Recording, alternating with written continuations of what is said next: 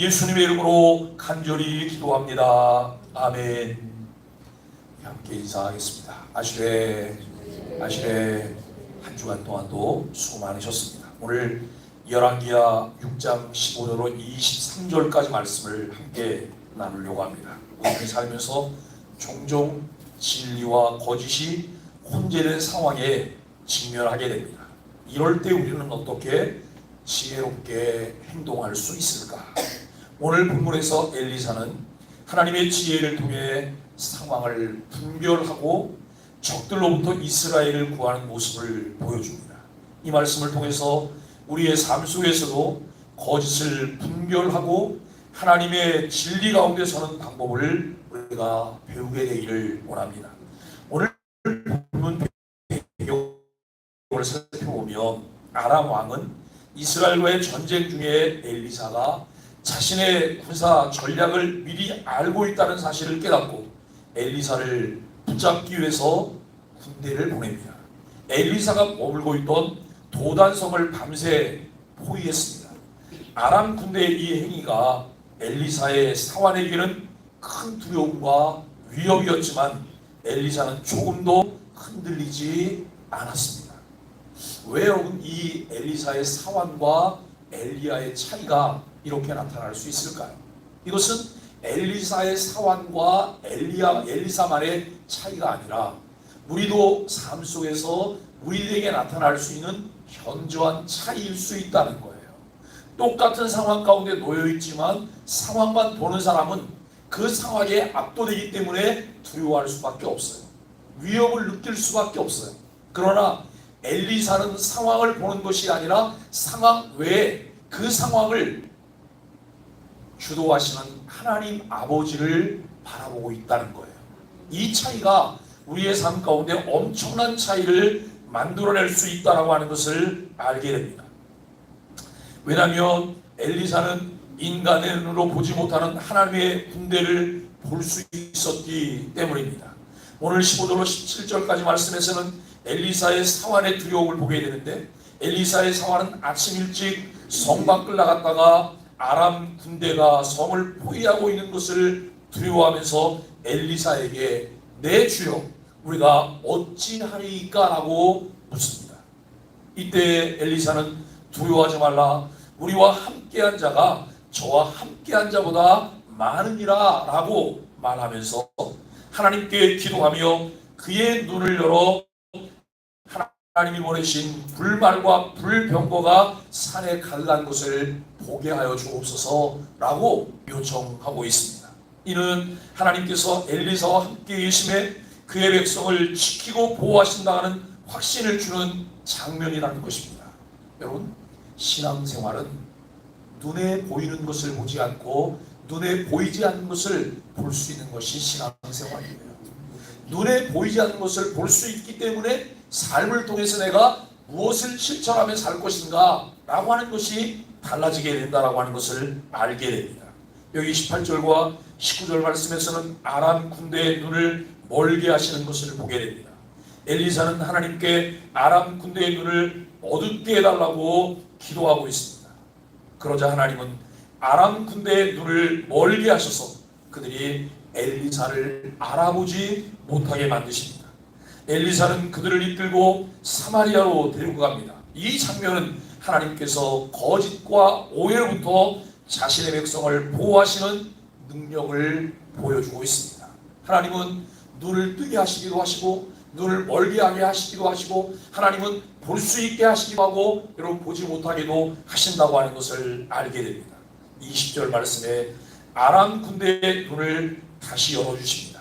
사마리아에 이르렀을 때 엘리사는 다시 하나님께 기도해서 아람 군대의 눈을 열어서 그들이 사마리아 한가운데 있는 것을 보게 해달라고 하나님께 기도하고 있습니다. 그들은 자신들이 포로로 끌려온 사실을 깨닫게 됩니다. 이는 하나님께서 모든 상황을 주관하신다고 하는 사실을 강조하는 장면입니다. 여러분 21절로 23절 말씀 속에서 이스라엘 왕과 엘리사의 자비를 우리는 보게 됩니다. 이스라엘 왕은 아람 군대를 죽일 기회를 얻었습니다. 그런 엘리사의 지시를 받아 그들을 살려줍니다. 이미 포로가 되었고 손안에 들어왔어요. 이들을 다 선멸할 수 있는 기회가 그들에게 주어졌어요. 그러나 엘리사는 이들을 죽이지 못하게 합니다. 오히려 여러분 이들에게 음식을 제공하고 돌려보냄으로 평화를 이루게 되는 이런 장면을 보게 됩니다. 이는 하나님의 자비와 사랑을 실천하는 모습을 우리가 볼 수 있고 악을 선으로 이기는 방법을 보여주게 된다라고 하는 것입니다. 오늘 우리는 세상을 살면서 내 마음의 만족을 위해 살지 않고 주의 영광을 위해 살아갈 수 있는 것을 배우는 것이 필요합니다. 직성이 풀리지 않아요. 저를 그냥 두면 내가 억울해서 살 수가 없고 내 직성이 풀리지 않아요. 어떻게라도 해야 돼요 라고 하는 마음이 우리에게 들 때가 있어요. 그것은 내 감정이지요. 악한 감정입니다. 그러나 하나님께서 우리에게 주시는 선하심은 무엇일까요? 선대하게 하시는 거예요.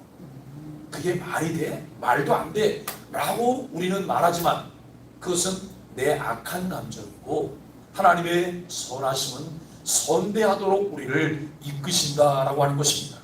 우리를 이끄시는 하나님의 선하심에 순종할 수 있다고 하는 것이 은혜잖아요. 그것을 따를 수 있는 것이 은혜잖아요. 마치 여러분 것을 따르지 않으면 억울해서 살 수 없는 것처럼 펄펄 뛰기도 하지만 우리가 하나님의 선하심에 순종하고 따를 수 있는 것은 놀라운 은혜라고 하는 사실을 인정해야 합니다. 오늘 말씀이 우리에게 주는 핵심 메시지가 무엇일까요? 오늘 본문은 거짓과 진리의 대전 속에서 하나님께서 어떻게 자신의 백성을 보호하시고 인도하시는지를 우리에게 보여주고 있습니다. 엘리사의 사화는 눈이 열려 하나님의 보호하심을 보게 되었고 아람 군대는 눈이 멀어서 상황을 분별하지 못하게 되었습니다. 우리는 이 말씀을 통해서 세상의 거짓된 유혹에 눈이 멀지 않도록 깨어 있어야 합니다. 하나님의 진리 안에 서 있어야 함을 우리가 배우게 됩니다. 사랑하는 소망의 가족 여러분, 오늘 말씀 우리에게 들려주는 말씀이 무엇인지를 살펴보아야 합니다. 우리의 삶에 적용하며 실천해야 할 것이 무엇일까요? 첫째는 영적 분별력의 중요성입니다. 우리는 영적 분별력을 키워야 합니다.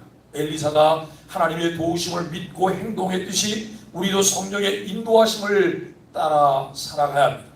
이를 위해 날마다 말씀 묵상을 통해 우리의 영적 눈이 뜨게 해달라고 하나님 앞에 기도해야 할 것입니다. 여러분, 우리가 깊은 영성을 얻을 수 있는 방법이 무엇일까요?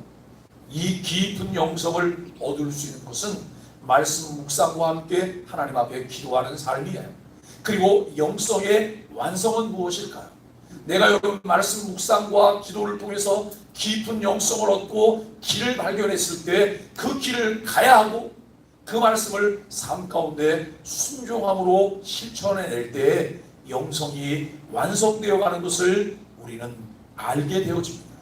여러분, 이와 같은 경험이 자꾸 축적되어질 때 우리는 신앙이 깊어져요. 우리 신앙이 완성되어져 가요. 그리고 우리의 신앙을 통해서 하나님께 영광을 돌릴 뿐만 아니라 삶을 통해서 그리스도를 드러내고 복음을 우리가 여러분 드러낼 수 있는 그런 삶을 살게 된다고 하는 것입니다. 두 번째로는 하나님께 기도하라고 우리에게 말씀합니다. 엘리사는 모든 상황에서 하나님께 기도합니다. 여러분, 사환이 눈을 뜨고 보니 상황이 좋지 못해요. 그 상황이 좋지 못한 것 때문에 그런 마음에 두려움과 위협 속에 빠지게 돼요. 그러나 우리에게 필요한 것이 무엇일까요? 내가 두려움에 떤다고 염려하고 근심하고 걱정한다고 이런 무엇 하나 바꿔낼 수 있는 것이 없잖아요. 우리가 조금 전에 불렀던 찬송 중에 보면 너 근심 걱정하지 말아라. 너 근심 걱정하지 말아라. 왜요? 주께서 함께 하시기 때문에.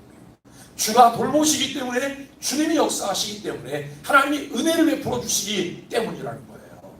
여러분, 신앙생활은 추상적인 게 아니에요. 신앙생활은 상상 속에서만 이루어지는 게 아니에요. 신앙생활은 실제 상황이며 실제 생활이어야 돼요. 살아계신 하나님이 우리와 함께 하심을 확신하며 그 하나님을 붙들어야 하고 그 하나님과 동행해야 하고 그 하나님이 말씀하시는 대로 순종하며 살아가야 된다라고 하는 것을 우리는 깨닫게 되어집니다.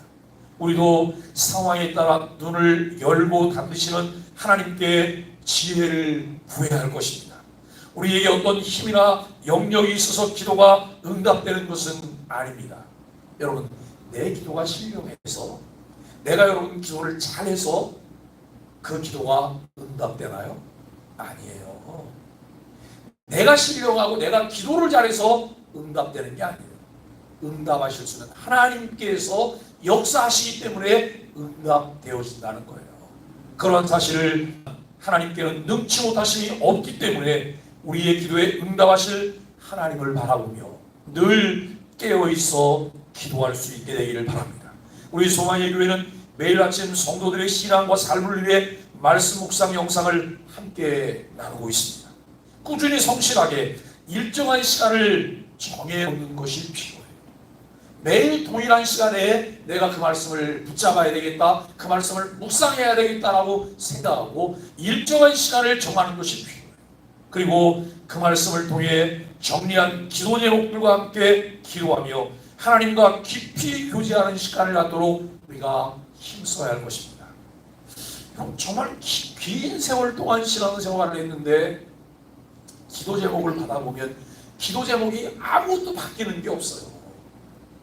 매일 그 자리를 맴돌고 있는 기도 제목들을 보게 돼요. 그런데 매일 아침 말씀과 함께 여러분 주어지는 3가지 혹은 2가지 기도 제목들을 우리가 여러분 추적하면서 함께 계속해서 꾸준히 기도 생활을 해보세요. 얼마 지나지 않아서 우리의 기도의 폭이 굉장히 넓어졌음을 보게 돼요. 기도의 방향성이 달라지고 있다고 하는 것을 알게 돼요. 하나님, 내 지경을 넓게 해주세요. 내 지경을 넓혀주세요. 그런데 늘 그 기도는 하지만 지경이 어떻게 넓어져야 되는지 우리는 잘 알지 못해요. 그런데 말씀과 함께 기도하다 보면 이미 내 지경이 넓어지고 있다고 하는 것을 알게 돼요. 사랑하는 여러분, 오늘 우리에게 필요한 것이 무엇일까요? 하나님 앞에 기도하는 거예요. 맹목적으로 기도하지 않게 되기를 바라고 막연하게 기도하지 않게 되기를 바랍니다. 말씀의 약속을 붙잡고 하나님 앞에 기도하실 수 있게 되기를 바랍니다. 그 기도의 삶이 깊어지면 깊어질수록 하나님과 친밀한 교제가 더 깊어진다고 하는 것을 깨닫게 되어집니다. 그리고 오늘 본문 속에서 우리에게 주는 3번째는 원수를 사랑하라 라고 하는 것입니다. 이스라엘 왕이 적을 죽이지 않고 살려보낸 것은 하나님의 자비를 나타내는 중요한 실천이었습니다. 내 손안이 도왔잖아. 도안에 든 지가 됐잖아. 지금 편안하게 전부 다 선별할 수 있어요. 그럼에도 불구하고 엘리사가 그를 죽이지 말고 돌려보내자는 거예요. 환대해서 돌려보내자는 거예요. 여러분, 우리에게는 늘 성경은 말씀하잖아요. 원수를 사랑하라고요. 원수를 환대하라고요. 그런데 우리는 원수 사랑하는 게 잘 안 돼요. 원수는 고사하고 옆에 있는 사람 사랑하는 것도 잘 안 돼요. 왜 그것이 잘 안 될까요? 그것이 우리들의 악한 본성이에요. 악한 본성. 이미 삶의 자리에 형성되어 있는 이런 트랙들이라고 하는 것을 우리는 알게 돼요. 오늘 우리에게 하나님께서 본문을 통해 들려주시는 하나님의 성품, 하나님의 말씀이 무엇일까요? 원수를 사랑하라. 하나님, 원수를 사랑하라고 하는데 원수 사랑하게 해주세요. 원수를 가슴에 품어내게 해주세요. 그런데 점점 세상살이가 각박하다 보니 마음이 빡빡해져서 원수를 마음에 둘 만한 여유가 없어요. 원수를 마음에 담고 그를 위해서 기도할 만한 여유가 없어요. 하나님, 나를 도와주세요. 내 눈을 열어주셔서 주의 법에 기이한 것을 보게 해주세요. 내 눈을 열어주셔서 하나님의 역사를 보게 해주세요. 이 일이 우리에게 필요하잖아요. 옹졸하고 옹색한 마음이 아니라 하나님 마음을 넓혀주세요. 주님의 마음을 갖게 해주세요라고 우리는 하나님께 기도해야 합니다. 오늘 이 성경을 통해 하나님은 우리의 적을 용서하고 사랑함으로써 하나님의 사랑을 실천해야 함을 우리에게 가르쳐주고 있습니다. 혹시 우리의 삶 속에서 반복하며 풀지 못한 관계가 여러분 있습니까? 오늘 말씀은 먼저 손을 내밀어야 할 것을 우리에게 가르쳐 주고 있습니다. 하나님 말씀을 듣고 순종함이 무엇일까요? 하나님 말씀을 듣고 순종함은 내가 먼저 그 말씀을 따라 행동하는 것입니다. 적이지만 그들을 환대하고 돌려보내게 하시는 멋쟁이 하나님 우리가 오늘 본문 속에서 만나게 됩니다. 하나님은 우리에게 요구하시는 것이 바로 여러분 이것입니다. 바른 것을 선택할 수 있는 지혜와 그것을 따를 수 있는 용기라고 하는 것이죠. 오늘 우리는 열왕기하 6장 15절로 23절을 통해서 하나님이 우리의 눈을 열어주셔서 진리를 분별하게 하시는 것과 거짓에 속지 않고 하나님 안에서 바르게 살아가야 한다는 도전을 받았습니다. 우리가 하나님의 진리 가운데 거하고 그분의 보호하심을 확신하며 모든 상황에서 기도로 하나님께 나아갈 수 있게 되기를 바랍니다. 이 모든 것은 하나님의 주권 아래에 있음을 기억하며 날마다 하나님의 지혜를 구하며 살아갈 수 있기를 바랍니다. 이제 우리의 눈이 열려 하나님의 진리를 분별할 뿐만 아니라 그 안에서 거짓에 속지 않고 살아가기를 간구하는 소망의 가족들이 되시기를 예수 그리스도의 이름으로 간절히 축복합니다.